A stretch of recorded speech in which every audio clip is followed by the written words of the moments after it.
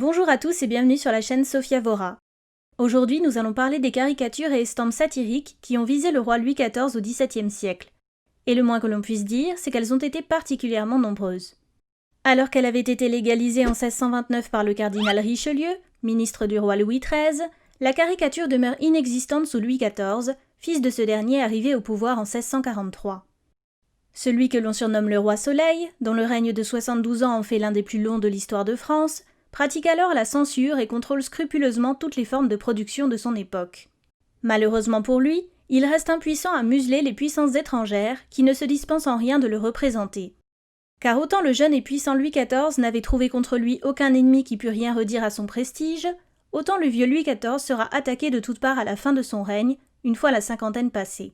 Les Hollandais le représentent notamment dans diverses caricatures, de manière parfois sommaire et avec plus ou moins de ressemblance, car il ne faut pas oublier qu'à l'époque, les dessinateurs n'avaient pour modèle que les portraits du roi gravés sur des médailles ou sur les monnaies, ainsi que quelques estampes.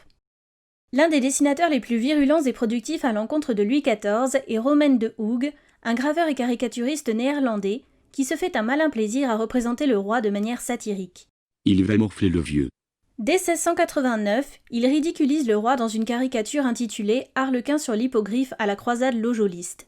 Chevauchant un âne, Louis XIV, qualifié d'Arlequin, personnage de la Commedia dell'arte, est représenté pour la première fois mais non la dernière, affublé d'une jambe de bois qu'il associe à un estropié et à un infirme impuissant, Romain de Hoogh se moquant sans doute des attaques de goutte dont il était victime depuis 1686. Derrière lui, partageant son chapeau de jésuite, se tient le roi d'Angleterre Jacques II, qualifié en légende de Panurge. Il s'agit d'une référence présente dans le Quart-Livre, un roman de François Rabelais publié en 1552, et qui a donné l'expression « être un mouton de Panurge », c'est-à-dire une personne qui suit instinctivement et sans réfléchir un mouvement collectif. En bas à gauche, représenté avec des oreilles d'âne, sœur Édouard de Pestre, dit le père Pétresse, jésuite et confesseur de Jacques II, tient entre ses bras le petit Jacques-François Stuart, le fils de Jacques II, tout en chevauchant un homard qui porte une tiare papale et tient entre ses pinces différents livres ecclésiastiques.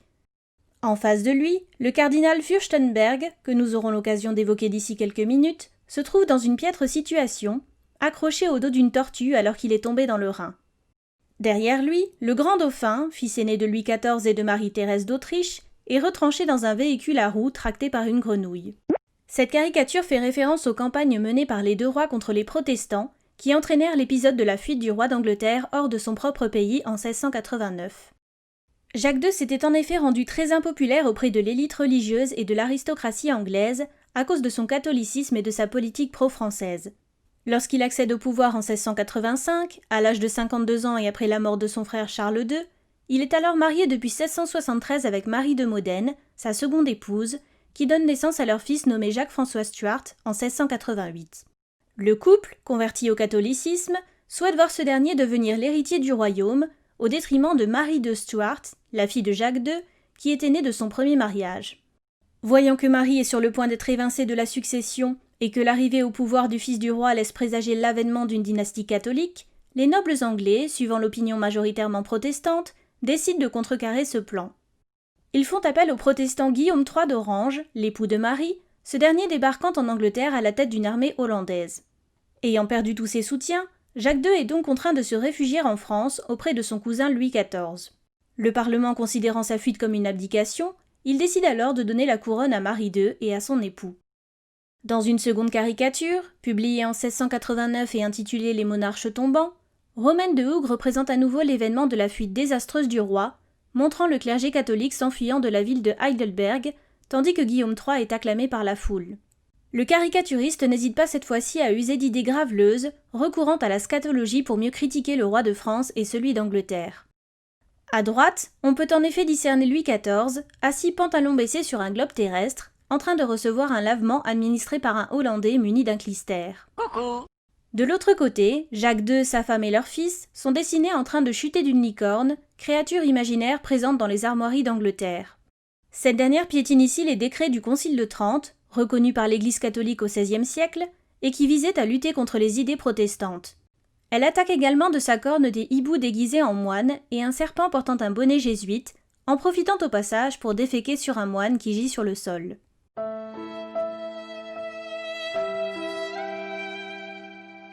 En 1690, De Hooch se moque à nouveau de Louis XIV en le représentant, d'après le titre, comme un Pantagruel agonisant auprès duquel se pressent tous ses proches.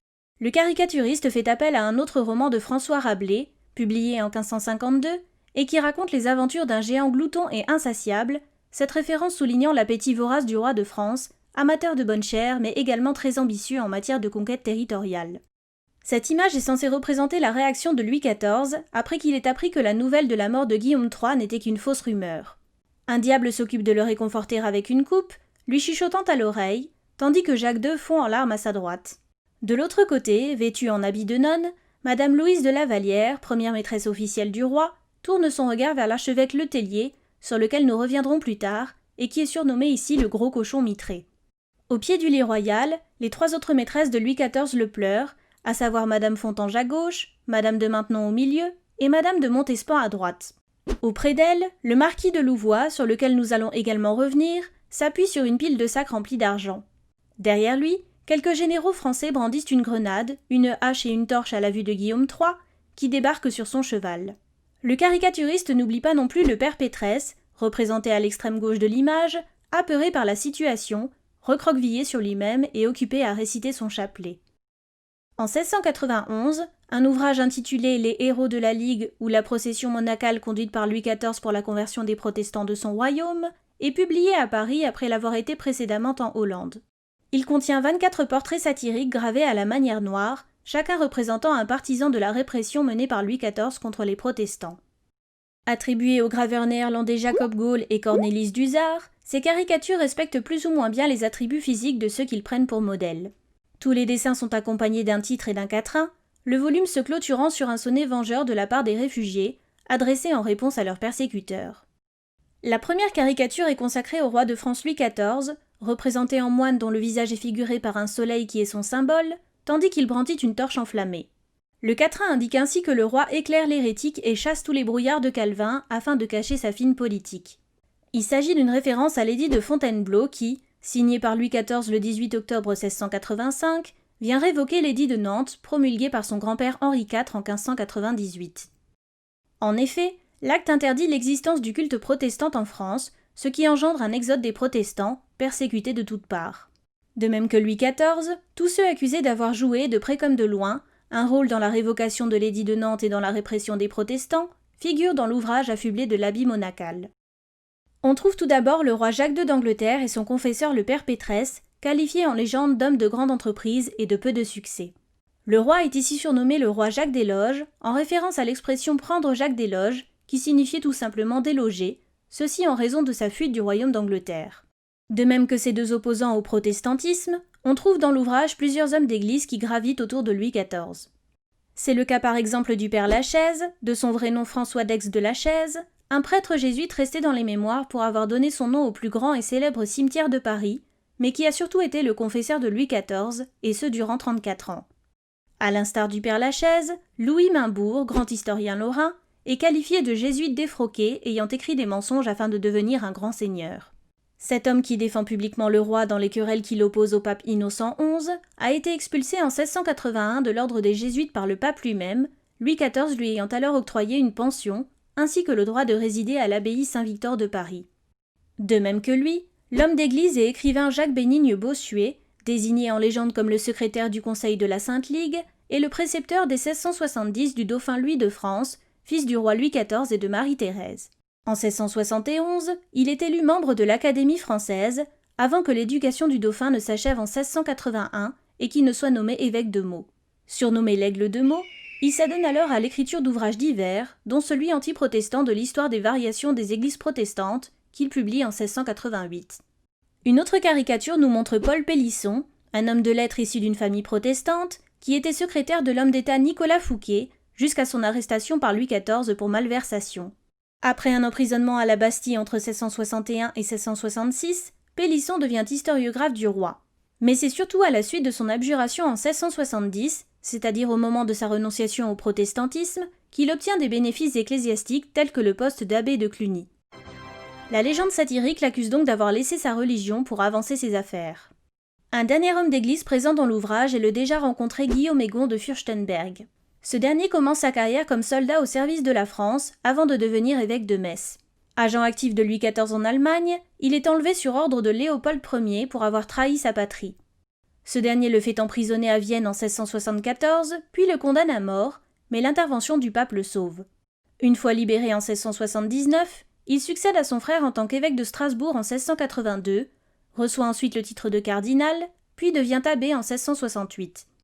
Le quatrain qui accompagne sa caricature souligne ainsi le contraste entre les péchés, la lâcheté et la traîtrise de Fürstenberg, et la récompense qui lui a été donnée de finir ses jours paisiblement au sein de l'Église catholique, à l'abbaye de Saint-Germain-des-Prés. Parmi ces caricatures, on trouve également les Le Tellier, issus d'une grande famille de commerçants parisiens.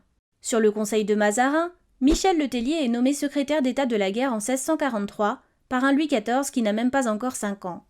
En 1677, il est fait chancelier de France avant de pousser le roi à révoquer l'édit de Nantes. Pour être précis, le quatrain indique que cet adversaire des Huguenots a été influencé par ses 2 fils, qui auraient persécuté les protestants par intérêt et non par dévotion, ceci dans le but de complaire au roi. Le premier d'entre eux est le fils cadet Charles-Maurice Le Tellier, qualifié ici d'âne mitré, ignorant et ambitieux, prêt à tout pour devenir un jour patriarche. Ce dernier est tout d'abord maître de la chapelle royale de Louis XIV en 1665, avant de devenir archevêque de Reims en 1671, à seulement 29 ans. Le deuxième fils est François-Michel Le Tellier de Louvois. Charmant! Son père obtient de Louis XIV la transmission de sa charge de secrétaire d'État de la guerre dès 1655, alors qu'il n'a même pas 15 ans. Louvois devient ensuite ministre d'État en 1672, avant de récupérer le poste de son père en 1677, date à laquelle ce dernier devient chancelier. Très estimé de Louis XIV, il est ici qualifié d'exécuteur des ordres de la Sainte Ligue, un surnom qui fait référence à ses pratiques visant à obtenir des conversions forcées. En effet, après la révocation de l'édit de Nantes, des personnalités telles que Guillaume de la Brunetière, devenu évêque de Saintes en 1676, organisaient de nombreuses missions auprès des calvinistes afin de convertir ces derniers au catholicisme. Mais tandis que cet homme d'église n'emploie alors aucune violence envers les protestants, un autre homme de l'époque a l'idée d'un concept bien plus radical. René de Marillac, intendant du Poitou, se fait en effet connaître pour avoir, après en avoir imaginé le procédé, organisé la première dragonnade en 1681. Le mot désigne alors les persécutions exercées par des militaires envers les protestants qui refusent de se convertir au catholicisme. L'idée étant de faire siéger les troupes dans les logis des réformés et de les contraindre à satisfaire toutes leurs exigences, les dragonnades de Marillac lui permettent d'obtenir rapidement, entre août et novembre, plus de 30 000 conversions forcées. On trouve d'ailleurs une estampe anonyme, réalisée d'après un dessin original de 1686, et qui dénonce cette méthode de manière satirique. Elle montre un dragon missionnaire braquant une arme dont l'embout est une croix religieuse sur un hérétique apeuré qui est contraint de signer sa conversion. L'arme incarne ici la raison invincible, tandis que la légende indique que la force passe par la raison, soulignant par là que les protestants n'ont aucun autre choix. Une seconde estampe satirique, réalisée la même année, est intitulée ironiquement « Les moyens sûrs et honnêtes pour amener les hérétiques à la foi catholique ». Elle dénonce elle aussi les actes commis par René de Marillac, représenté ici comme un juge face à un protestant agenouillé. L'image répertorie les différents moyens employés pour convertir les protestants, lesquels n'ont évidemment rien d'honnête. À l'image de Marillac, les dragonnades se propagent dans toute la France, exercées par des personnages multiples, hauts fonctionnaires ou hommes d'église. Nicolas de Lamoignon de Baville, fils de Guillaume Ier de Lamoignon, alors premier président du Parlement de Paris, en fait partie. Cet intendant du Languedoc aura tellement recours aux dragonnades et déploiera un zèle si féroce envers les protestants qu'il sera même accusé de cruauté. De même que lui, Henri Guichard, sieur des Rapines, figure dans l'ouvrage puisqu'il était conseiller de Louis XIV et librettiste. Au cours de l'affaire des poisons, il est accusé d'avoir voulu empoisonner Jean-Baptiste Lully, le compositeur et musicien du roi, dont il pensait qu'il était l'amant de sa femme. Après 15 mois d'emprisonnement, il devient l'agent de Daniel de Caunac, l'évêque de Valence, en 1684. Suite à la révocation de l'édit de Nantes, ce dernier transforme l'hôpital de Valence en prison pour les protestants, et Guichard en devient le directeur chargé de les convertir au catholicisme, les huguenots persécutés lui donnant alors le surnom péjoratif de la rapine. Une autre personnalité bien peu mesurée apparaît sous les traits d'Honoré Lucas de Demoin. Comme la légende l'indique, ce dernier perd son poste d'intendant de la marine de Rochefort pour avoir outré la persécution des huguenots. Il avait en effet lâché tant de dragons dans La Rochelle et tellement surchargé de dépenses le ministère de la guerre que les habitants de la ville, catholiques comme protestants, excédés par ses manières, avait demandé et obtenu rapidement le renvoi de sa garnison. Un autre homme lui est d'ailleurs sans doute associé, un certain Baumier dont on sait peu de choses si ce n'est qu'il était avocat du roi à La Rochelle, la légende le qualifiant de persécuteur perpétuel. Au nombre de ces hommes, on trouve encore Jean du Vigier, qui succède à son père comme conseiller au Parlement de Bordeaux et se convertit au catholicisme en 1683, dans l'espoir de rétablir une fortune qu'il avait perdue au jeu. Bien évidemment! Bien évidemment! Bien évidemment! Vigier est chargé par Louis XIV de faire démolir les temples des Huguenots et désigné par le Parlement de Bordeaux la même année pour s'informer des contraventions des protestants de Saintonge aux édits royaux. Il accomplit cette tâche avec tant d'ardeur qu'il obtient effectivement une forte somme d'argent de Paris, dont on dira qu'il la perdra tout aussi rapidement en jouant. À ses côtés figure Gabriel Nicolas de la Reynie, qui inaugure la nouvelle charge de premier lieutenant de police de Paris en 1667, poste qu'il occupera durant 30 ans jusqu'en 1697. La légende le qualifie de persécuteur du peuple et des Huguenots sans qu'on s'en ose plaindre, car il dirigeait alors les persécutions contre les protestants. L'un de ses proches amis, le commissaire de police Nicolas de la Mare, est qualifié de douce mine et fin renard. Ce dernier fait démolir le temple protestant de Charenton, et ses qualités d'enquêteur le font repérer par Louis XIV, qui lui confie quelques tâches et lui donne pour récompense l'intendance de la maison du comte de Vermandois, l'un de ses fils légitimes. L'Araignée lui fait ensuite ouvrir bibliothèques et archives afin qu'il rédige un traité de la police, ouvrage relatif aux méthodes de police applicables dans une grande ville, et dont le premier volume paraît en 1705. Au titre des persécuteurs figure aussi le duc Louis-François de Boufflers, un militaire qui sera successivement brigadier des dragons en 1675, colonel général en 1678, puis lieutenant général en 1681. Ce dernier est d'ailleurs considéré en légende comme le général de la dragonnerie. À ses côtés, on trouve également Étienne Le Camus, l'aumônier de Louis XIV. Ce fils d'un père conseiller d'État est ordonné évêque de Grenoble contre son gré en 1671, et le pape Innocent XI, attiré par sa défense de la papauté, le nomme cardinal en 1686. Le Camus sera lié aux mesures de conversion des protestants, bien qu'il s'opposera à la violence et aux dragonnades. Les caricaturistes s'en prennent ensuite à François Harlay de Champvallon, archevêque de Paris nommé en 1670. Ce dernier a non seulement pris part à la révocation de l'édit de Nantes, ayant été l'un des inspirateurs de la politique anti-protestante de Louis XIV, mais il a également célébré son mariage secret avec Madame de Maintenon en 1683. La légende de la caricature indique donc qu'il est plus ami des dames que du pape, le quatrain soulignant qu'il s'agit en cela d'une similitude avec le roi. Enfin, la dernière caricature est censée représenter Françoise d'Aubigné, la fameuse Madame de Maintenon. Comme la légende l'indique, cette dernière a été l'épouse puis la veuve de l'écrivain Paul Scarron. Après son décès en 1660, elle fait la connaissance de Madame de Montespan, qui devient la maîtresse du roi en 1667. Voyant en elle une femme pieuse, dévote, respectable et discrète, le couple la nomme gouvernante à la naissance de leur premier enfant, en 1669. Alors installée à la cour, Madame de Maintenon prend soin des 4 enfants illégitimes du roi. Louis XIV finit par s'attacher particulièrement à elle, en constatant l'attention maternelle dont elle les entoure, et en remarquant son profond chagrin à la mort de sa fille aînée, âgée de 3 ans, en 1672. La cour entière la surnomme alors Madame de Maintenant. La disgrâce de Madame de Montespan, compromise dans l'affaire des poisons, la mort en couche de la duchesse de Fontanges, dernière favorite du roi, puis le décès opportun de la reine Marie-Thérèse d'Autriche en 1683, permettent à Louis XIV, devenu veuf, de l'épouser en toute discrétion la même année. Dès lors, cette femme de 48 ans acquiert sur le roi une influence dont on mesure difficilement l'ampleur. Ses opposants l'accusent d'être une intrigante qui, par son entourage de confesseurs, fait tomber Louis XIV dans la dévotion la plus totale. Certains lui prêtent une ascendance si puissante sur lui qu'ils affirment qu'elle aurait joué un rôle dans sa décision de révoquer l'édit de Nantes. La plupart des historiens s'accordent néanmoins sur le fait que, tout en étant favorable aux conversions réussies à force de persuasion et de douceur, Madame de Maintenon était très opposée aux méthodes qui recouraient à la violence, car elles engendraient des conversions insincères. Le quatrain qui accompagne sa terrible caricature l'accuse d'avoir bâti des couvents dont celui de Saint-Cyr. Il s'agit en réalité de la maison royale de Saint-Louis à Saint-Cyr, fondée par Louis XIV en 1686 à la demande de Madame de Maintenon. L'établissement consiste à l'origine en un pensionnat de filles issues de la noblesse pauvre, auquel la femme du roi cherche à donner une éducation moderne. Dès 1691, de nombreuses critiques retentissent néanmoins contre l'enseignement jugé trop moderne et peu dévot qui y est pratiqué. L'année suivante, Madame de Maintenon sera alors contrainte de transformer la maison royale en couvent. Évoquons à présent le recueil de pièces héroïques et historiques pour servir d'ornement à l'histoire de Louis XIV, ouvrage dédié à messieurs Racine et Boileau, historiographes de France.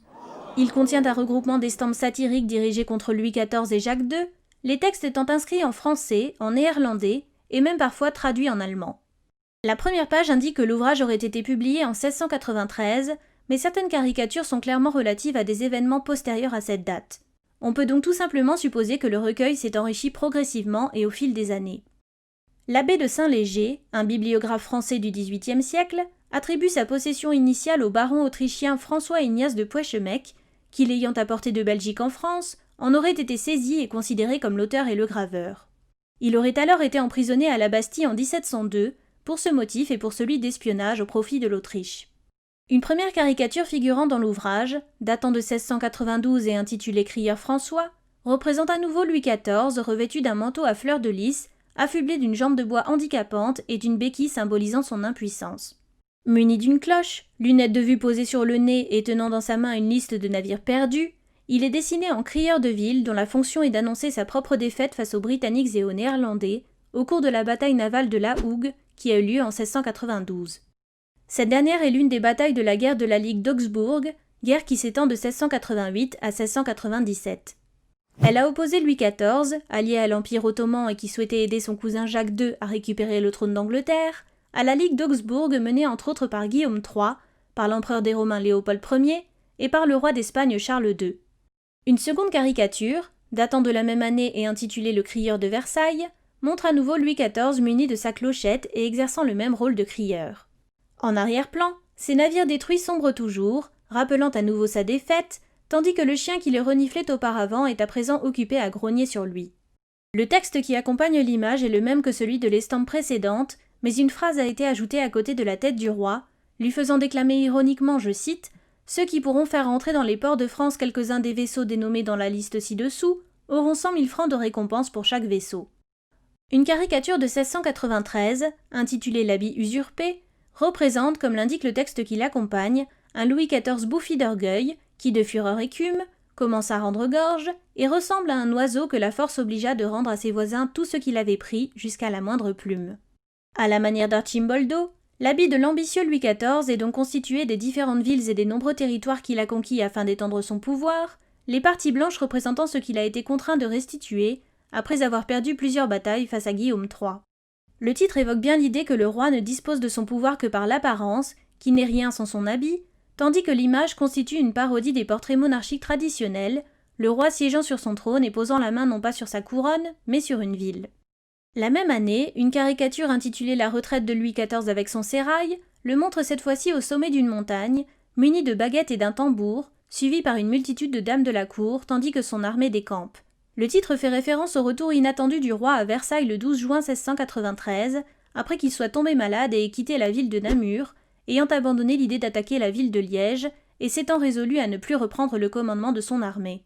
La présence du tambour s'explique quant à elle par deux expressions. La première est celle de battre en retraite, qui signifie se replier, ce que fait effectivement le roi. La seconde est citée expressément, le caricaturiste faisant dire à Louis XIV « Hélas, c'est malgré moi que je bats la chamade ». Au sens propre, battre ou sonner la chamade signifie, pour des assiégés, signaler à l'ennemi son intention de parlementer grâce à une trompette ou un tambour. Mais l'expression désigne aussi métaphoriquement le fait de tomber amoureux, le cœur battant alors frénétiquement pour signaler son émotion. Cette caricature critique donc la vie privée du roi, lui rappelant ses nombreuses maîtresses et l'associant péjorativement à un sultan entouré d'un cortège de courtisanes. Au-delà de cette accusation, l'image invite également à mettre en corrélation les défaites militaires de Louis XIV et sa faiblesse directement liée à ses relations amoureuses, tout en considérant que le roi se détourne des conquêtes territoriales au profit des conquêtes féminines. En 1701, une caricature de De Hougue, qui fait figure d'exception puisqu'elle ne fait pas partie du recueil évoqué précédemment, se moque à nouveau de la sénilité du roi. Cette estampe, très comique, est intitulée Ptolémée, Copernic et Mercure sur Parnasse, parlant du soleil et du monde. Elle représente Louis XIV en vieillard, portant au cou son masque de jeunesse inutile, contraint d'avoir recours à deux béquilles pour se tenir debout sur un char qui survole le globe terrestre. Si l'on remarque bien, l'aspect scatologique est présent via la chaise percée qui sert de siège au roi et dans laquelle il défèque en toute quiétude. Son char est tiré par des chevaux dirigés par une madame de Maintenon vieillie, dessinée portant un chapelet autour de la taille, pour les raisons que l'on connaît déjà. À gauche de l'image, les brides sont attrapées par l'aigle impérial et par le lion hollandais, tandis que la licorne d'Angleterre s'occupe de briser les roues du char. Mais revenons à présent au recueil de pièces héroïques. Dans celui-ci, une caricature de 1705 fait référence aux stratégies de Louis XIV pour conquérir le pouvoir, et notamment à celle qui consistait à intriguer en usant de ses réserves monétaires afin de s'acheter des alliés. Intitulée Louis d'or au soleil, un jeu de mots entre la monnaie française du louis d'or et le verbe dormir, elle représente Louis-Guillaume de Badeux, margrave du territoire du même nom, filleul du roi Louis XIV qui était donc son parrain.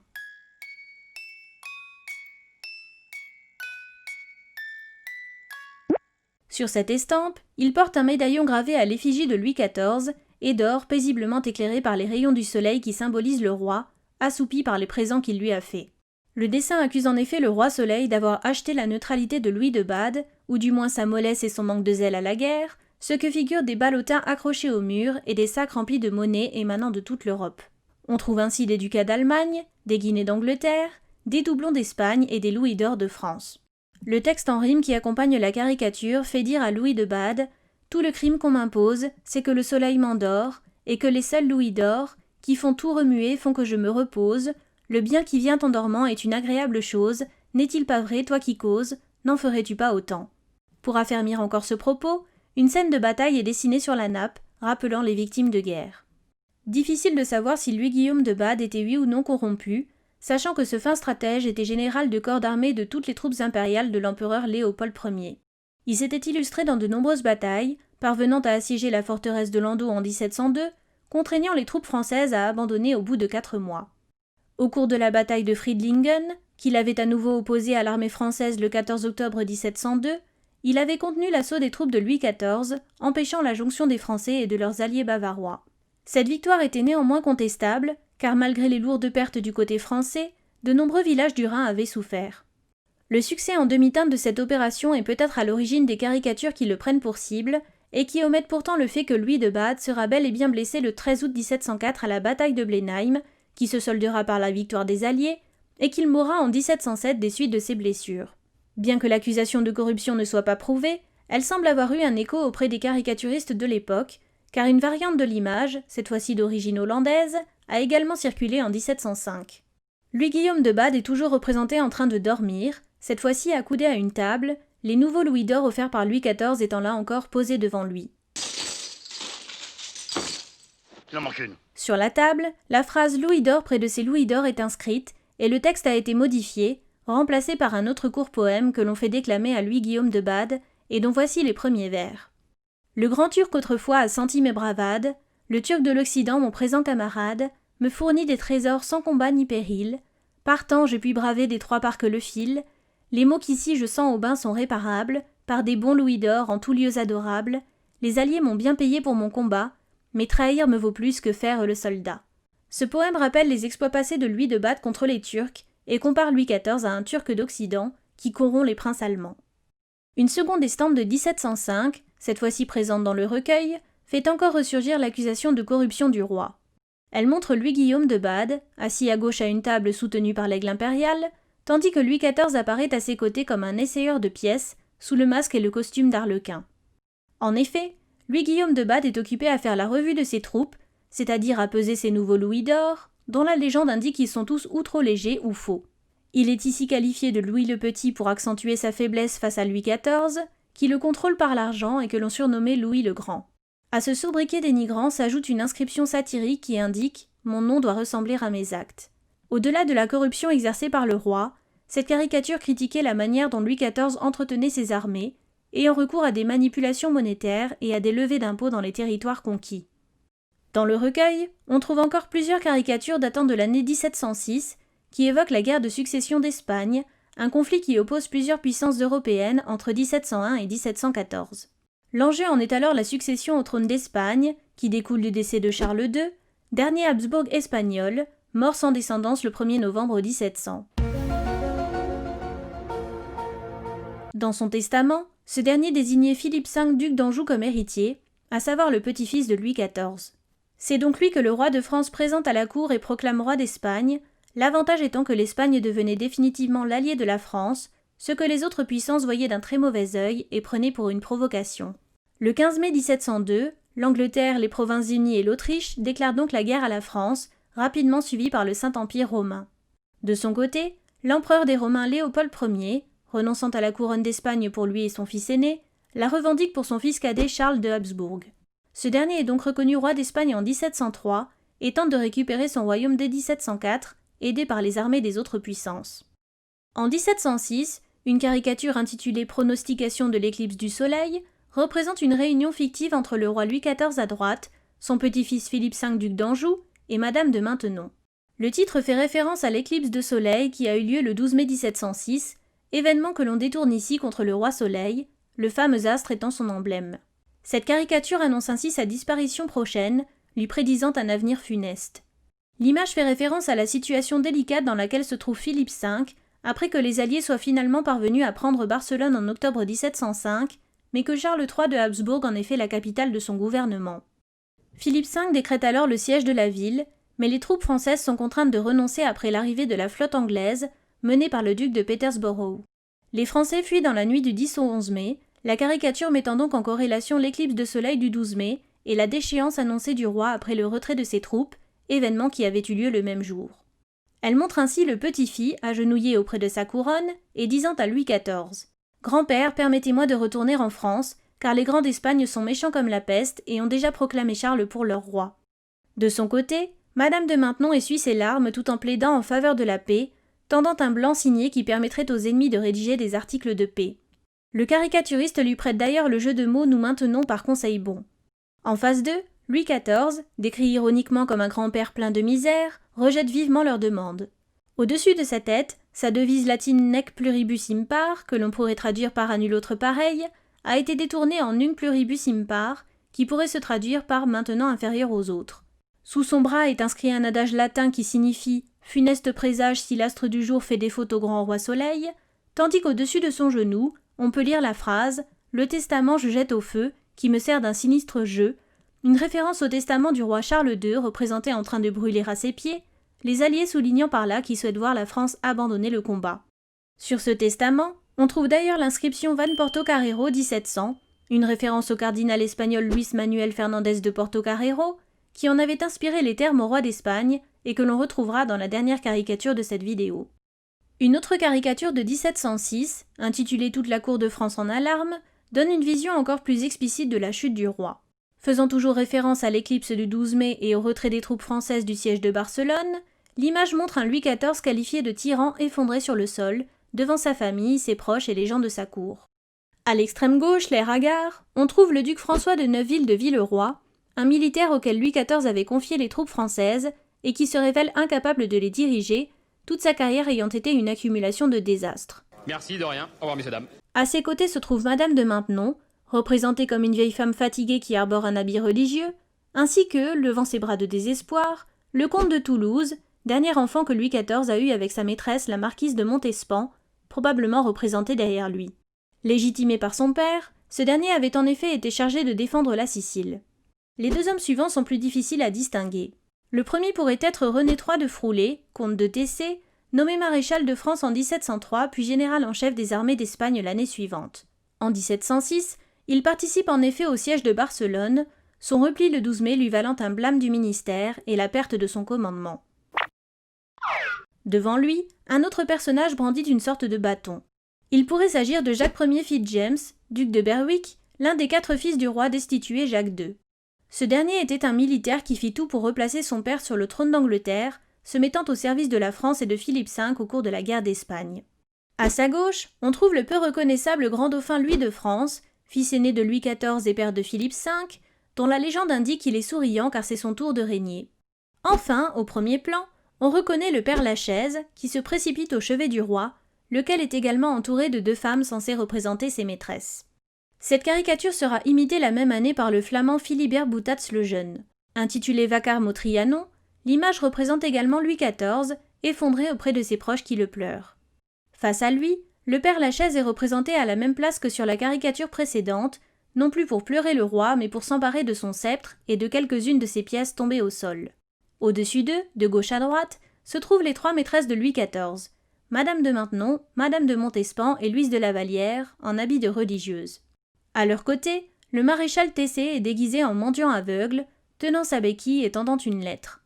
Derrière eux, une femme s'agite, décrite comme étant la gardienne de la maison de correction que constituerait le Trianon, tandis qu'au fond, le comte de Toulouse, caché derrière elle, se trouve en compagnie de Philippe V, dessiné en train de s'arracher les cheveux.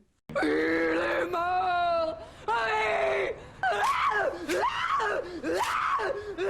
Toujours en 1706, on trouve une caricature anonyme intitulée « Audience pitoyable de Louis le Grand ». Elle montre Louis XIV, comiquement chaussé d'une paire de lunettes, occupé à demander des comptes au duc de Villeroy et au duc Maximilien Emmanuel de Bavière, agenouillés devant lui.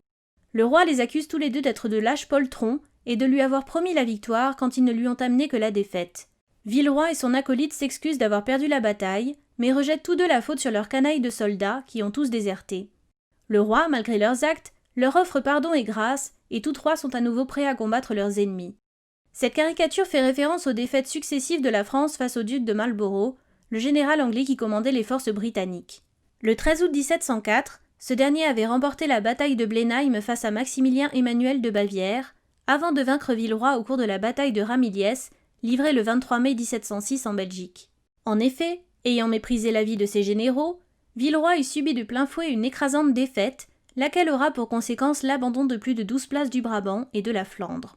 La caricature ne décrit pourtant en rien l'avenir de Villeroy qui, refusant en réalité de donner sa démission, tombera dans la plus profonde disgrâce auprès de Louis XIV, qui lui retira finalement le commandement des armées, ainsi que toutes ses faveurs. Loser. Toujours en 1706, on trouve une caricature intitulée « Le triomphe des châteaux dans le ciel », décrite comme représentant le premier triomphe de Monsieur de Vendôme retourné d'Italie pour faire lever le siège de Ménin et secourir le gouverneur Monsieur Carman. Comme ce sous-titre l'indique, l'image représente Louis-Joseph de Bourbon, duc de Vendôme, général français que l'on surnommait le Grand Vendôme. Ce fils aîné de Louis II et arrière-petit-fils d'Henri IV est ici montré dans une voiture tirée par deux coqs qui perdent leurs plumes. Il tient dans sa main une bannière sur laquelle est inscrite l'étendard de fantôme et vient ici à la rescousse d'un homme posté au sommet d'une tour placée dans les nuages. Ce dernier tient dans sa main un parchemin sur lequel est inscrit « Capitulation de Ménin, 22 août 1706 ». Cette caricature fait référence aux épisodes qui ont suivi la bataille de Ramillies, Louis XIV ayant été contraint de rappeler Vendôme du nord de l'Italie, afin qu'il prenne le commandement dans les Flandres en remplacement du très incompétent duc de Villeroy. Le duc de Marlborough avait alors investi la forteresse de Ménin, qui finit par capituler après avoir été assiégée et prise par les Alliés. Fin 1706, on trouve enfin une dernière caricature, qui n'appartient pas au recueil et qui est intitulée, selon les versions, « Grand le partageur du monde, où Philippe et Louis scient le monde ici ». Comme son titre l'explique, elle représente Louis XIV et Philippe V, occupés à scier le monde au sens propre, tandis qu'à leurs pieds se trouve le cardinal de Porto-Carrero, figuré en diable. Le texte qui accompagne la caricature accuse le roi et Philippe V de vouloir se partager le monde, le premier souhaitant donner la portion d'ouest au second. L'élément le plus critique de l'image est bien évidemment Madame de Maintenon qui, accroupie sur le monde, urine paisiblement tout en déplorant les batailles perdues de la France, à savoir Barcelone, Turin, Ramillies, Milan et Ménin. Le texte indique, non sans humour, qu'elle aide et assiste Louis XIV en faisant bien glisser la scie monarcale grâce à son eau virginale. Et bon appétit, bien sûr. Malgré ces caricatures prématurées annonçant déjà sa défaite, Louis XIV poursuivra la guerre jusqu'en 1713, après une campagne militaire victorieuse en Allemagne. Finalement, les forces européennes s'épuisant, une solution diplomatique sera privilégiée. Louis XIV parviendra à conserver ses précédentes conquêtes en restituant quelques terres américaines à la Grande-Bretagne. Par le traité d'Utrecht qui vient sceller la paix, il fera installer définitivement Philippe V sur le trône d'Espagne. L'accord précise en effet que ce dernier sera reconnu comme roi d'Espagne, à la simple condition de renoncer au trône de France pour lui et sa descendance. Merci à tous d'avoir suivi cette vidéo qui est à présent terminée. N'hésitez pas à vous abonner à la chaîne et à me laisser un petit commentaire si elle vous a plu et que vous souhaitez me soutenir. En attendant la suite de la série, je vous dis à la prochaine.